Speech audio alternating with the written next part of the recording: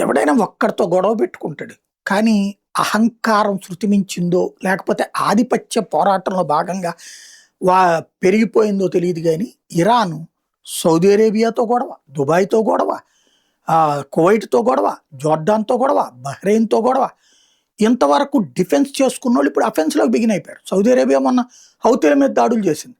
బహ్రెయినును, Kuwait, జోర్డాను నిన్న ఇరాన్‌కి సంబంధించినటువంటి ప్రదేశాల్లో దాడులకు పాల్పడ్డారు.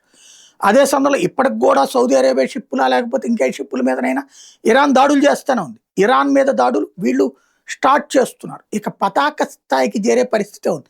ఈలోపుగా మళ్ళీ బ్రిటన్‌తో గొడవ పెట్టుకుంది. బ్రిటన్ బేస్ మీద నుంచినే అమెరికా వాడు B-1 బాంబర్ తీసుకొచ్చి మా మీద 1000 నుంచి 2000 పౌండ్ల బాంబులు వేశాడు కాబట్టి మీ అంతు తెలుస్తామని ఇరాన్ ప్రకటిస్తే చూసుకుందామంటోంది బ్రిటన్. ఓవరాల్‌గా క్రమక్రమంగా ఒకప్పుడు ఇరాక్ సద్దాం హుస్సేన్ ఇట్లాగే అందరినీ రెచ్చగొట్టి చివరికి కుక్క చావు చచ్చాడు. ఇక్కడైతే ఇప్పటికే ఖొమైనీ అయిపోయింది. ముక్తజా ఖొమైనీ ఏమయ్యాడో తెలియదు. ఈ రెచ్చగొట్టుకుని టోటల్ దేశాన్ని తీసుకెళ్ళి వేరే వాళ్ళ చేతికి అప్పచెప్తారని చూడాలి.